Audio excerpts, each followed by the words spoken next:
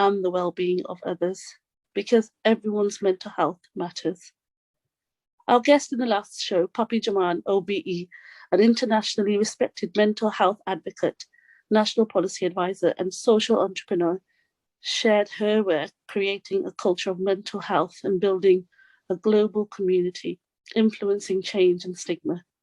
You can listen back to this on Ramadan Radio's YouTube channel, alongside finding further mental health information on my Twitter feed at Atiya Ali 3. We won't be taking live calls within the show today. However, we welcome your comments via the WhatsApp messaging number on 07440 420 432. We have two guests joining us on the show today. Shanaz, a mental health nurse trainee, who has kindly agreed to share sensitive information about her experiences of surviving domestic violence and abuse and the impact on families.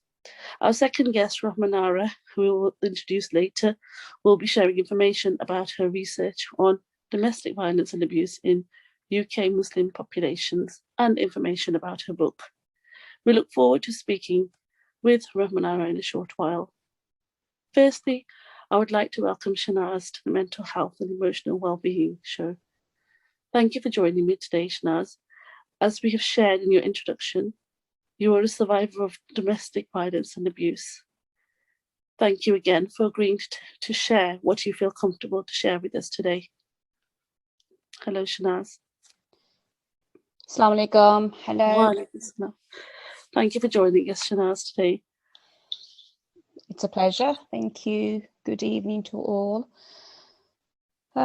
Just like to share my story as a survivor, not as a victim, because I have survived and I have come a long way. My main domestic abuse was about controlling. I was being controlled all the way through for 22 years. When it was first happening, I was very naive. I didn't even know what the word domestic abuse was until my eldest child, she went into do her A-levels, and then I decided to do a bit of voluntary work. And as a community health trainer working for the NHS, and then gradually building on from there, I was working with women, especially with Asian women, with barriers to language barriers. So I started supporting women, and then off by chance, I had a client and she had herself domestic abuse issues. So I asked my manager that if I could have further training. It's when I sat in my training, the training was from the police and the city council members. And they said there was around about 20 health trainers in that room at that time, and they advised us that this is a very, very sensitive topic. So if anyone wishes to leave the room now. I held on to my breath and I said to myself, if I leave the room, my colleagues will know that I'm being abused. So I actually stayed in that room for 2 hours, sat in the training, ticked every single box in my head what was happening to me. That was an eye-opener, thinking, oh, is this what domestic abuse is? So every time it happened, I noted everything in my head, how to control myself, what is happening to me, what is his end goal. That went on, as I said, for a very, very long time. I was controlled, but there was financial control. There was no contact with family members. I didn't see my parents or my siblings for 5 years. I had no face-to-face contact, no telephone contact, nothing. And that was very, very disturbing for me, because at that time I had my son and I needed my mum. But I wasn't allowed, and they weren't allowed either to come and see me. That was a very, very difficult period. I suffered with perinatal and postnatal depression, mild symptoms. Of course, he wasn't aware of that because I was covering everything up. The health visitor used to come and say, how are you? Everything fine? And you say yes, with a smile on my face, saying yes, everything was fine. As soon as she walked out the door, I thought, if only I could really tell you what's happening to me. I was very, very scared, very scared to talk to any health professionals, what's happening to me, in the fear that my child will be taken away from me. After that, it came that his parents wanted to meet me and the children. At that time, I only had 2 children. So I agreed. I said, yes, I'll go. And that was only for 4 weeks, he said. I said, yes, 4 weeks is nothing, Instead of 4 weeks, I actually stayed 10 months in Pakistan. I had no money on me. Everything I had to, whatever, if I needed anything, I had to ask. And that asking came with a lot of hesitance. Should I ask today? Should I ask tomorrow? Should I ask? Should I not ask? It was really, really getting tough for me. To the point that I actually planned my escape from my in-laws to my uncle's house with my children. They said that we're sorry, what's happened? You come back and we'll let you go back home. I refused. I said, no, if I'm going to go back home to my parents' home, I will go from my uncle's house. And that is what happened. I came back. He came running after. He said, I'm sorry, what's happened? It wasn't in my control, blah, blah, blah. He said, all right, let's put things to one side and let's start all over again. And being a kind-hearted and forgiving person, I said, all right, okay, let's give it another try. Not knowing he had other plans, and he started again, the controlling, the abusing. At one point, it was really bad that he actually dragged me down the stairs when all 3 of my children were standing on top of the stairs and they watched everything happen.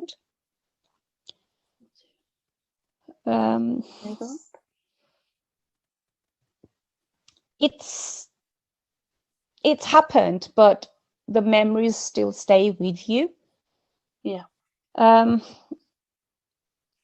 mean, I've sort of like overcome it, but still, as I said, the thoughts can sometimes just come out of a sudden, out of the blue, and you think, okay, this is a thought, let that thought come, let me fight that thought, and let me start all over again. I mean, I am no longer with him, There was a time where I was getting paranoid. Oh no, he might be around somewhere. Shall I go out of the house? Shall I not go out of the house? Shall I use a phone? He might be recording. But saying all that, alhamdulillah, I have overcome my fears with the support of my family and my friends. I never sought professional help due to the fact that my children will be taken away from me. And I sacrificed a lot to be with my children to get where I am today. Yeah. I have been in the West Midlands for 10 years. And in those 10 years, I have 3 children. They are with me. They're all adults now. My eldest one, she's a law graduate. My son, he's doing his chartered accountant after he's done his 4-year degree. My youngest, she is doing her 2nd year policy economics. Fantastic. I myself, I am studying my passion and my dreams. I've always wanted to do my nursing. I am doing mental health nursing now. There is always that light at the end of the tunnel. It is difficult to pluck up the courage and say, enough is enough. I could not say enough is enough only until when my mum passed away. I needed a shoulder to lean on. He vanished. He was nowhere to be seen. I took the initial step. I said, enough is enough. I took that initial step. I applied for a divorce. It was my right. I spoke to my children about it, that this is what I am thinking of doing. They said, Mom, we have seen everything and we are with you. We are happy that you are taking this step forward now. So I took that step and I am living I am in a happy place. I'm in a very peaceful place at the moment because I do not have this shadow watching me every move that I make. Yes, it takes courage, time to make that decision, but once that decision is made, it is for the better. Thank My you. Sorry.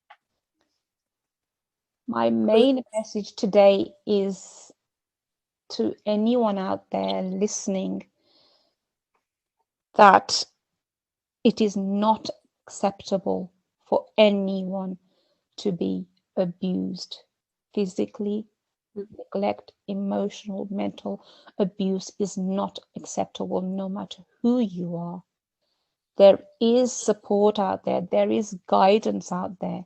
It's just a matter of taking that step. And believe me, I'm a survivor of 22 years. There is light at the end of the tunnel. Absolutely, Shanaz. Shanaz, during your time of need, who was there to support you? Where did you seek your support from?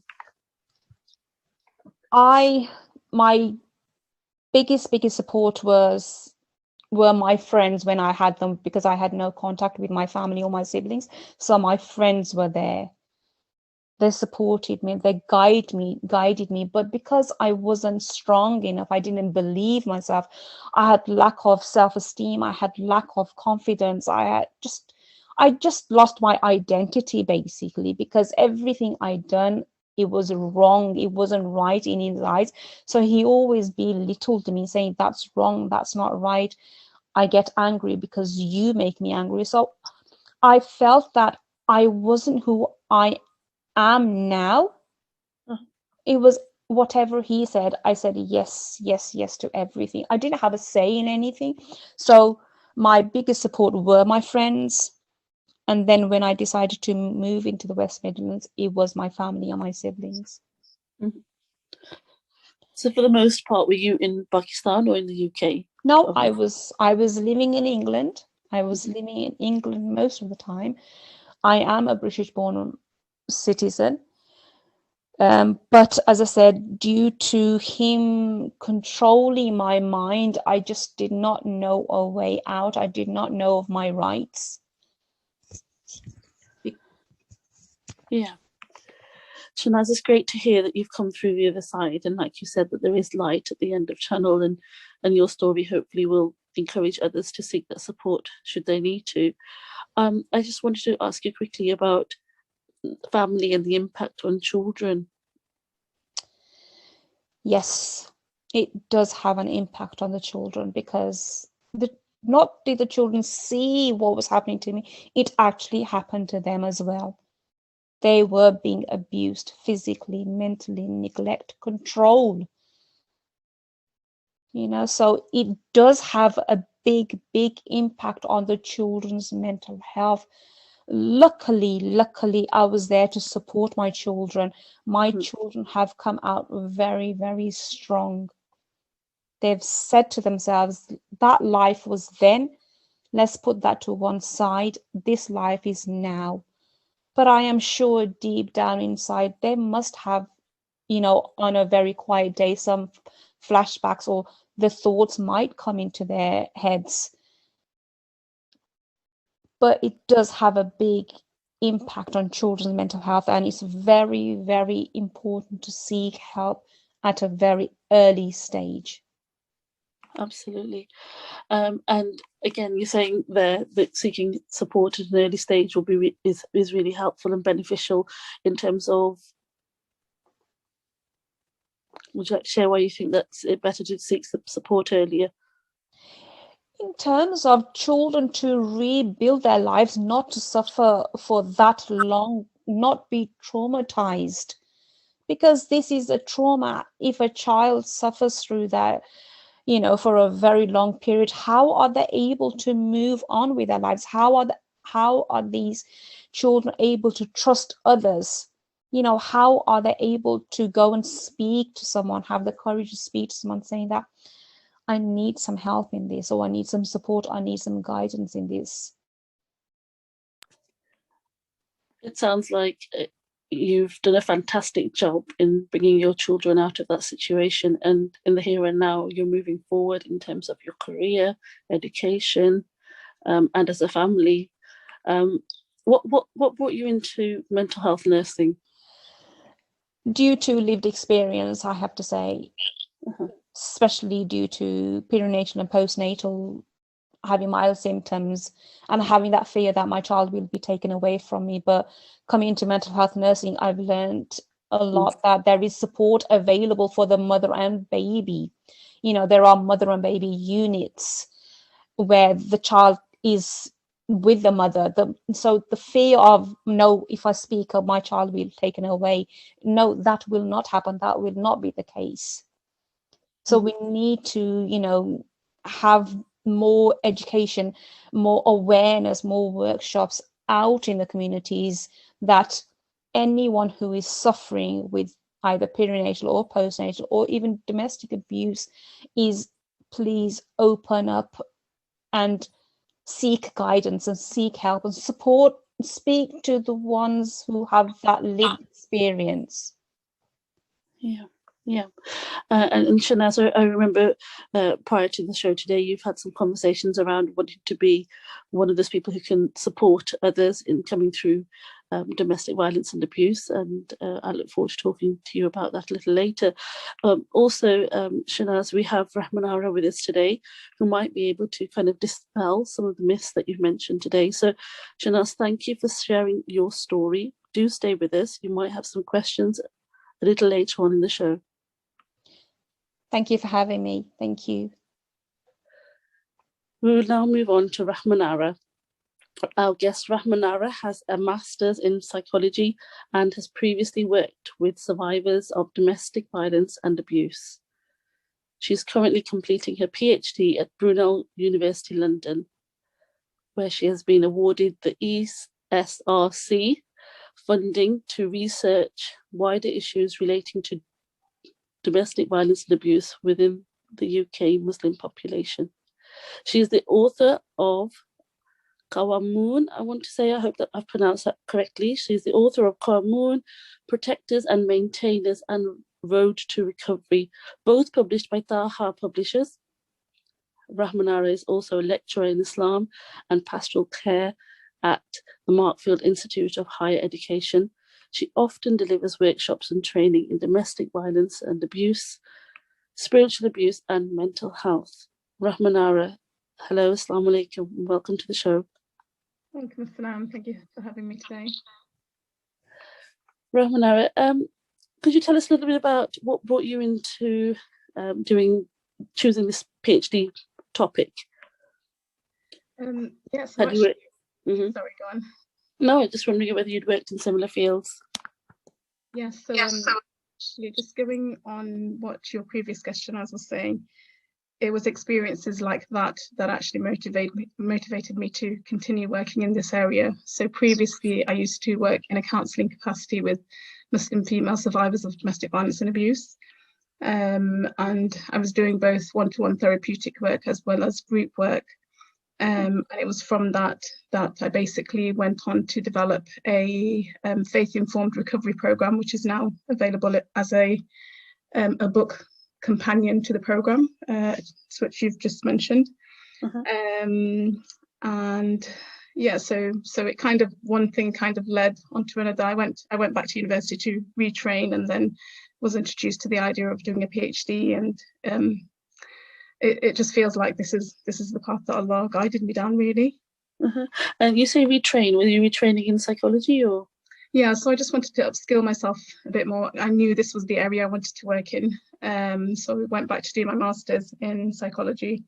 And then it seemed a lot of the times I was asking myself, how can I make an impact in this area? How can I help people's lives in a positive way?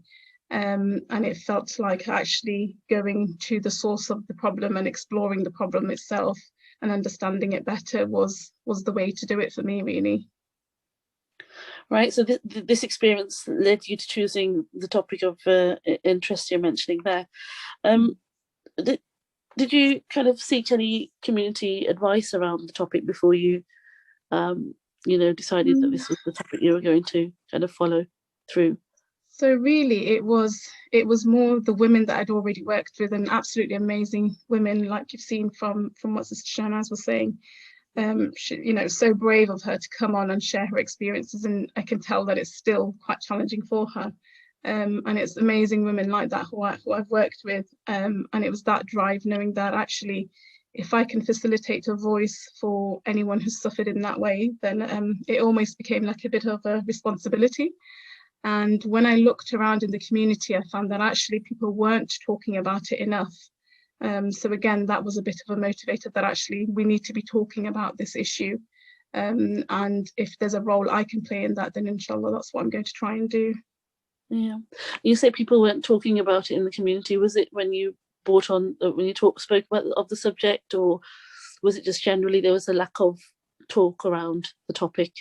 Yes, just generally people, so this was probably going back in 2012, 2013 time when I first started sort of doing more work in this area. And generally at a community level, these discussions were very rare.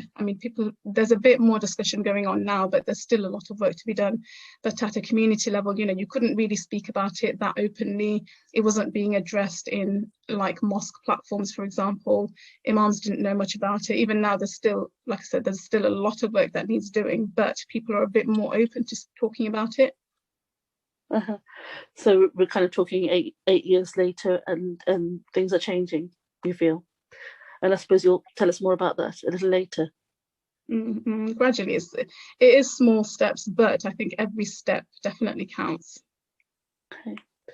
So in terms of speaking to communities about kind of the idea of the PhD, how did you come about doing that?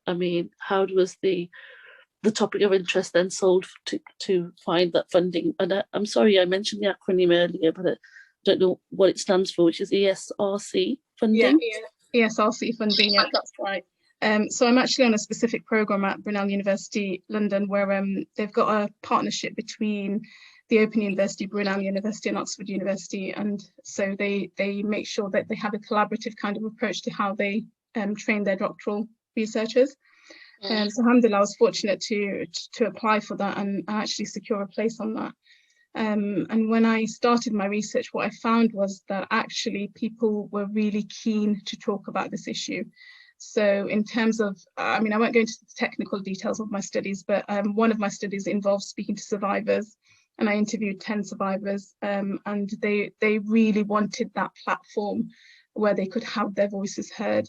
One of my other studies was with professionals who had worked with either survivors or those who perpetrated abuse.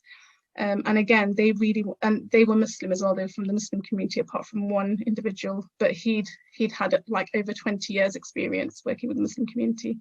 And again, it was the same thing of that voice hadn't had a platform before. So they really wanted to get their heard and their experiences heard so that it could be shared more widely. So yeah, it was a good response, alhamdulillah. Right. It sounds very interesting in terms of the work that you've carried out and gone on to begin, and you'll tell us more about it after the break, I'm hoping. So we have come to the break. We're going to take a short break, and we will catch up with Rahmanara on the other side of this break. Speak to you shortly. Welcome back. You're listening to Atiyali on the Mental Health and Emotional Wellbeing show with my guests, Rahmanara Chowdhury and Shanaz.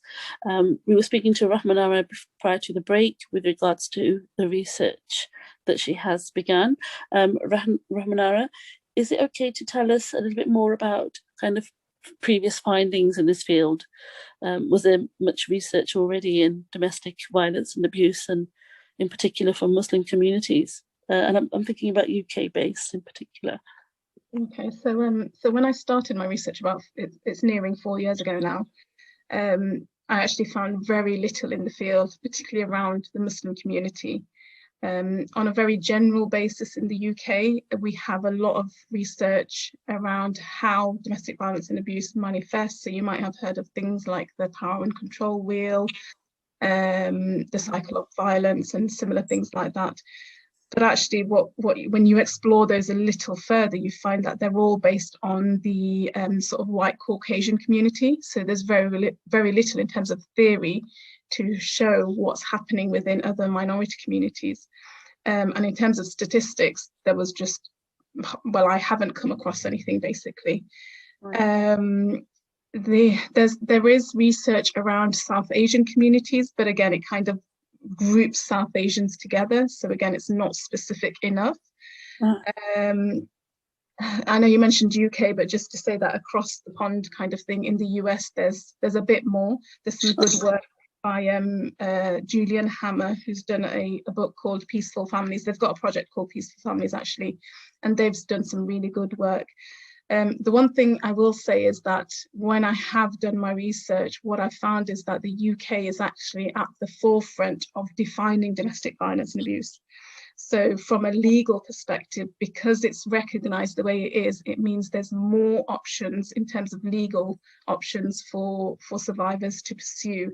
Although that's still a difficult route, it just means that actually if the law has recognised their experience, that means it can have that label to it and there are viable paths for them to pursue. And other countries are actually lacking in that. So that's definitely one plus. But in terms of the Muslim community, there was just nothing. And even till now, there's very limited information of how it occurs and, you know, what the patterns are and what kind of interventions are therefore suitable. So is this what your study is now focusing on? I mean, I think you said you're at the write-up stage of the study. Yes, so inshallah, I'm hoping to submit this summer. So yes, my study was basically to explore, well, how does it actually occur in the Muslim community? What are the patterns? What are the trends? Is it the same as the white Caucasian population and other groups, or are there differences? So that's what I was trying to basically identify. Okay. What role does faith have in the domestic violence and abuse? I'm thinking about those who use faith to sometimes manipulate and using domestic violence and abuse in terms of, you know, using it as an excuse. Apologies. So actually, this is one of the reasons why I went into this area as well, because what I was seeing was that the ladies who I was working with, they had gone through all the mainstream services. And the one thing they just weren't having addressed was their faith-based needs. So they were getting support in terms of their psychological and emotional well-being, you know, financial and physical safety and all of those kind of issues. Right. And in terms of the questions they had around their faith and whether it was acceptable and what does it mean for them as a Muslim female, you know, what does it mean in terms of their identity and what they've been led to believe about how they are as a Muslim. So they would have been put down a lot. Those questions weren't being addressed. So that was one aspect. And secondly was when I was looking at how the faith was used, it almost became where those who were perpetrating abuse they almost positioned themselves in a way where they became God in that family, basically. That's the only way to say it. Because everything focused around them. And as we've heard from Shanaz, you know, everything is about that one individual and it has to be in accordance to what they want. And that comes over and above their faith. So then basically, when you think about that, that person they're almost, so the perpetrator is almost competing with God. And, you know, we know what that means in terms of Islam. You know, we're not labeling anyone here, but in terms of the implications, you know, that's not a great position for someone perpetrating abuse to be in, but equally for someone on the receiving end of it, that's not a healthy position to be in either. And there's a lot of suffering involved because, you know, we're not created to worship people, we're created to serve Allah. And it caused the survivors I worked with, it caused them a lot of anxiety because their faith was so genuine and so, you know, it meant so much to them. But equally, it was being destroyed because they had to focus on this one person. And it was very much about the whims and desires and moods and all the rest of it of that one person perpetrating the abuse. So that's one element. But the other element, which I found within my research, is that actually faith was one of the strongest factors that survivors utilized in order to leave the relationship. Obviously, I'm not advocating for the breakup of marriages. However, where you've got a relationship like this, where it is completely unhealthy, and people need to leave for their own well-being, their safety, their their mental health, their psychological well-being. Faith was the one thing that helped them, because they were able to grasp a good understanding of, actually, they're not here to serve a person, they're not here to suffer in silence. The idea of patience, what is patience? Is to do as much as is within your capacity, and then leave it to Allah. So you take action first, and then you trust Allah and leave the rest to Allah. So utilizing all those tools, and having, for example, imams say to them, you don't have to put up with things like this. There's nothing in the faith that says that you have to put up with this kind of abusive behavior. Having friends who said the same thing, coming across resources in books and talks and other things, really encourage survivors to utilize their faith to both leave the relationship, but also to use it as part of their recovery afterwards as well. So you can see, I wouldn't say it's a double-edged sword, but it was misused by those perpetrating abuse, and then utilized by survivors in order to move forward. Yeah, that's really insightful. Thank you, Rahmanara. Personally working in mental health and speaking to people about domestic abuse in many different areas of mental health, and you don't often hear the positive side of friends supporting individuals, the positive experiences of the imam, allowing people to understand that that's not what Islam encourages. Yeah. So did you have that aspect at all in your studies? Was there the odd? So there was the presence of both. Basically, you had key individuals within the lives of survivors who unfortunately also misused the faith to persuade survivors to remain in the relationship as a kind of religious obligation.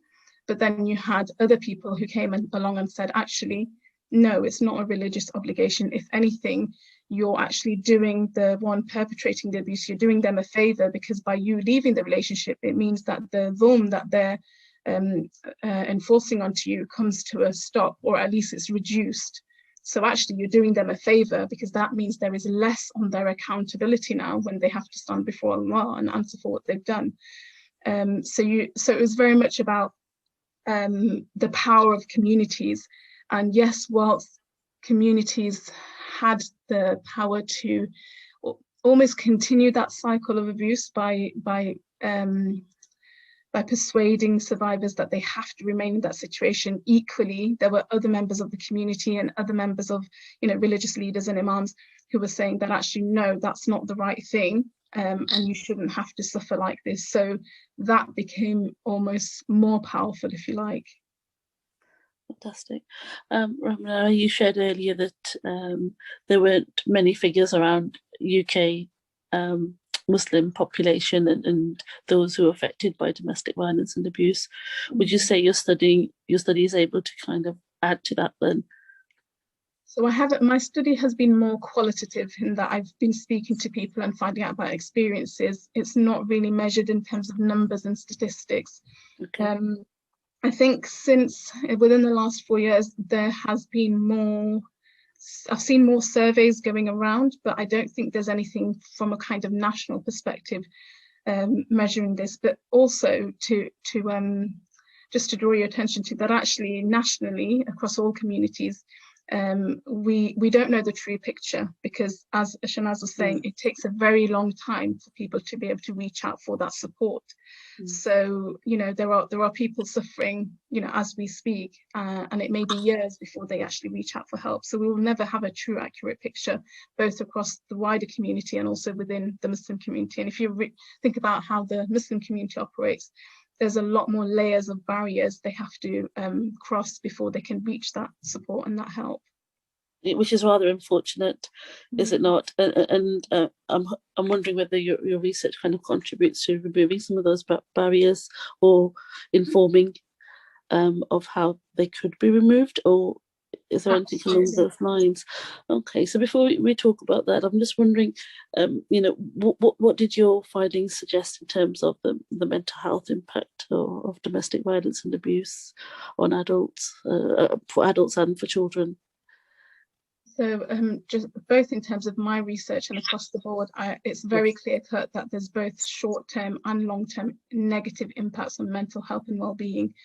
In terms of what you were discussing previously about children, even if children don't witness anything, they are still in that environment. So they pick up the mood in the house. They understand that something's wrong. And this alone, even for very young children, when you look at their psychology and their development, they will be able to absorb those emotions. So actually it impacts them from even a very young age, even if they can't discern what's going on. So just the atmosphere alone will have an impact. And as I said, even if they're not witnessing anything directly, they will still pick up on that atmosphere, and that will have an impact. And you have to remember that we're not talking about normal marital disagreements. We're talking about abusive situations. So you've got ongoing patterns of systemic abuse, and that's what makes it different. And it's aimed at putting the other person down. So there is definite both short-term and long-term negative impacts. In terms of adults, you've got all of the mental health issues that they are likely to face as a result. But also, you see a lot of survivors that have physical health conditions, and that's as a result of the impact on their mental health. So yeah, in terms of that, it's really not a positive thing. Thank you, Ramana. In terms of the perpetrators, we're talking very much now about kind of a father figure, a husband figure. I'm wondering whether there was coercion and other family members or people that you found were colluding. Yeah, so actually what I've managed to do at the with my research and the data that I've gathered is I've developed a web model of domestic violence and abuse. As I was saying, in the mainstream kind of population group, a lot of the research only factors in the fact that there's two people in that relationship. But when you look at the Muslim community and other close-knit communities as well, you can't consider just the two individuals in the relationship, because the way close-knit communities are, that it's a network of interconnected relationships. So automatically it tells you that there's going to be something different. And that's what I did find in my research, that actually there are other critical people involved in the whole process. Sometimes they may play a negative role. So sometimes other people were involved in the kind of collusion. So there was actually more than one perpetrator in some cases. But equally in other places, those people, they weren't just static kind of bystanders. They played an active role. They saw what was going on, and they played an active role to kind of support and help and create change. So yeah, you can't just consider the two individuals. You have to look at the wider network of both the physical kind of wider network, but also the network of relationships as well. Mm-hmm. And this model that you've developed kind of demonstrate the differences in how domestic violence abuse manifests for UK Muslim communities. Is this available as part of your research, or is it already published and out there for access? Or so I'm just finishing off the final chapter for it. I'm hoping to submit it to a journal, inshallah, in the summer, but I've got to get my thesis in first.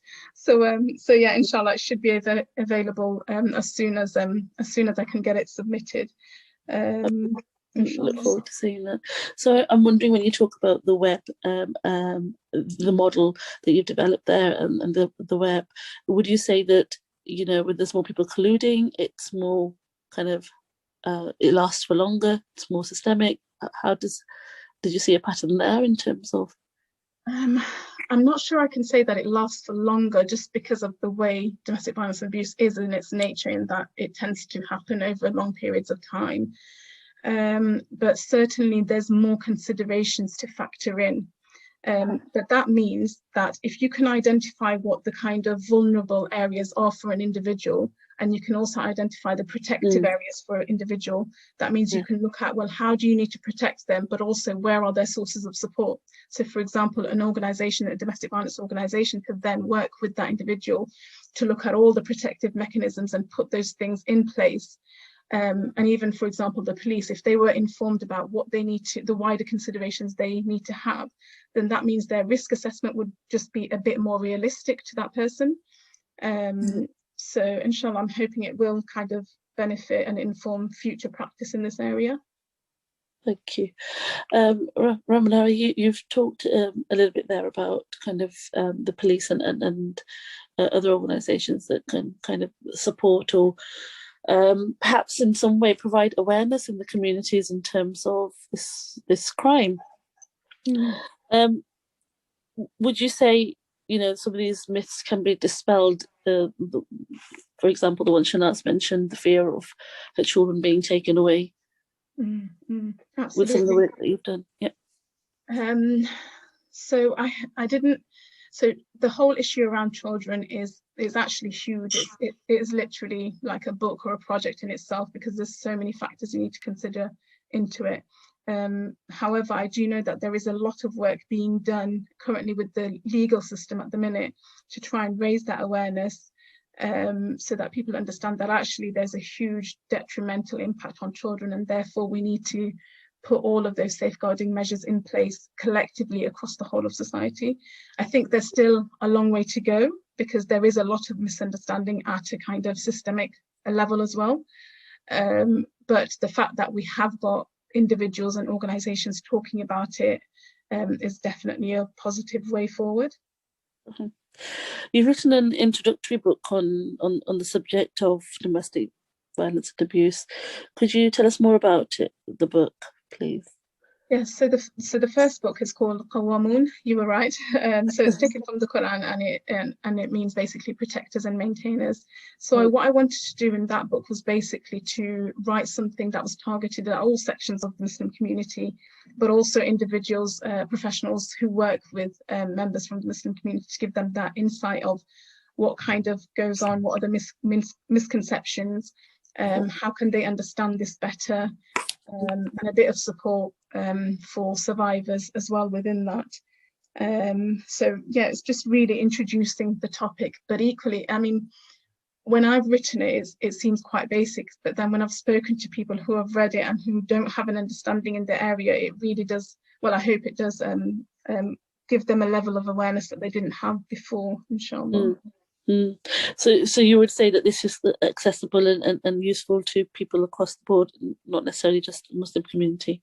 Yes, absolutely. And I've written it in a way so that it's not academic based. It's more like, you know, you're having a conversation with myself. So yeah, I'm hoping that it will be accessible across the board, inshallah. Thank you. And the second is it the book? It was Survivors of Domestic Violence and Abuse for the Road to Recovery and Healing from Domestic Violence, right? So yes, it's called Road to Recovery and then Healing from Domestic Violence and Abuse. So this one was written after I delivered. So if you remember at the beginning, I mentioned about the faith-informed recovery program that I developed and ran. So that was a program that used to run over 6 weeks.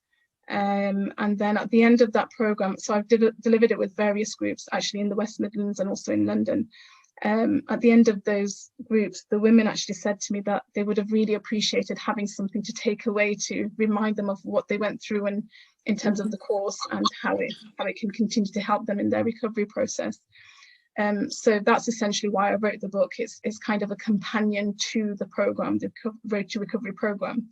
And it goes through, so this one is specifically for survivors, and it takes them through kind of, because if you remember, like what Shanaz was saying, there's a lot of confusion. When you're in survival mode, you can't focus on anything else. You're only focusing on surviving. So what this book, the first thing it tries to do is to clear up those cognitive and emotional kind of confusions, and also the spiritual kind of confusion. So it tries to add clarity to all of those things. And then it takes you through the kind of psychological process of recovery and showing you that recovery is possible. It does happen.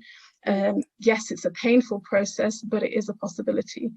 So it's really about providing that kind of holistic support to survivors of domestic violence, really. Thank you, Rahma. It's been really informative.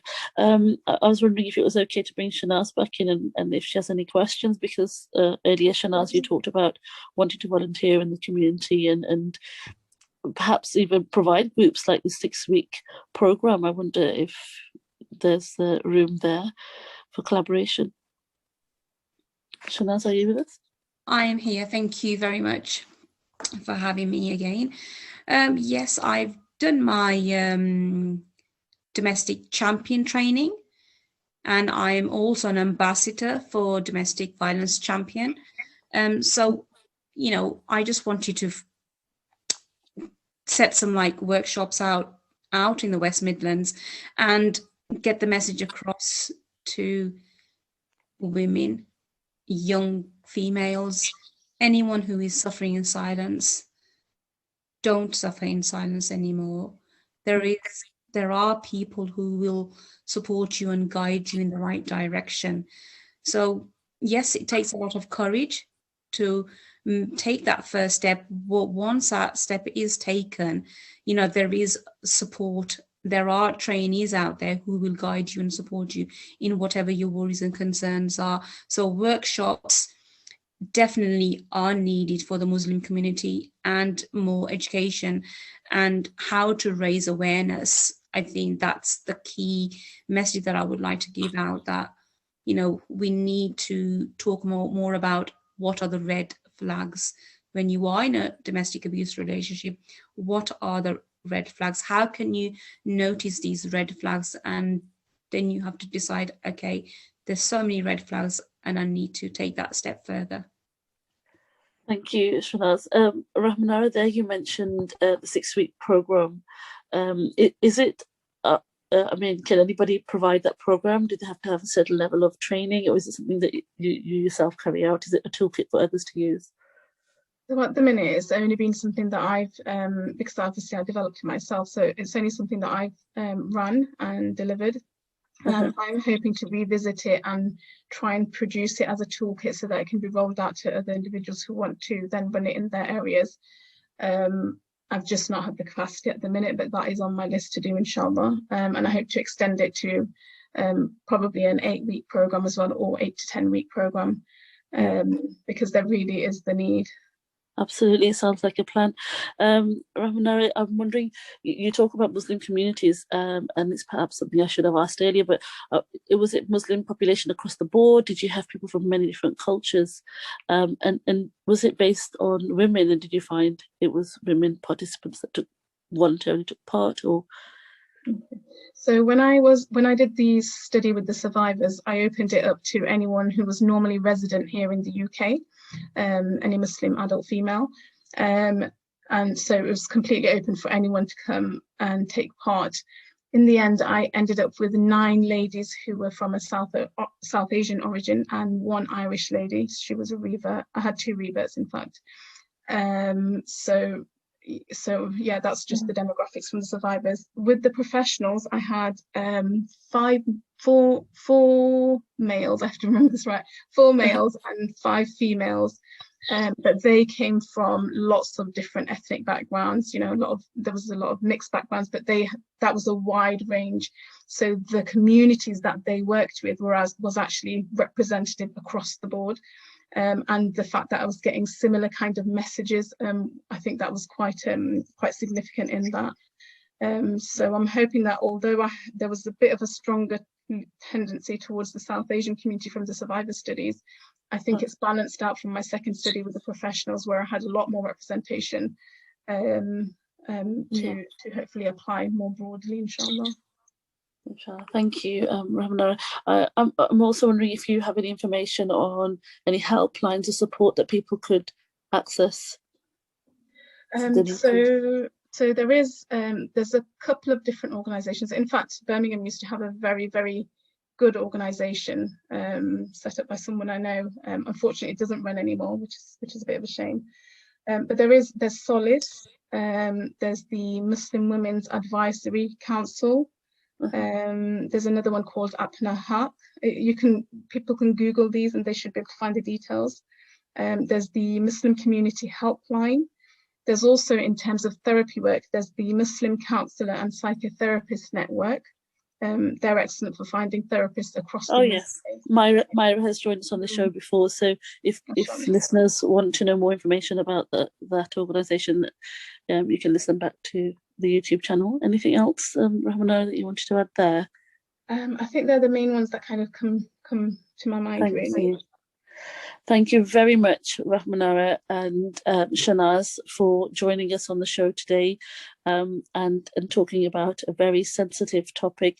We do encourage all of those who have been affected by listening to this program to please do take the steps to seek support and to confide in your GP if you can. Also, as mentioned earlier in the show, you can catch more mental health information on my Twitter at AtiaAli3, and I'll hope to provide the link to Rahmanara's research.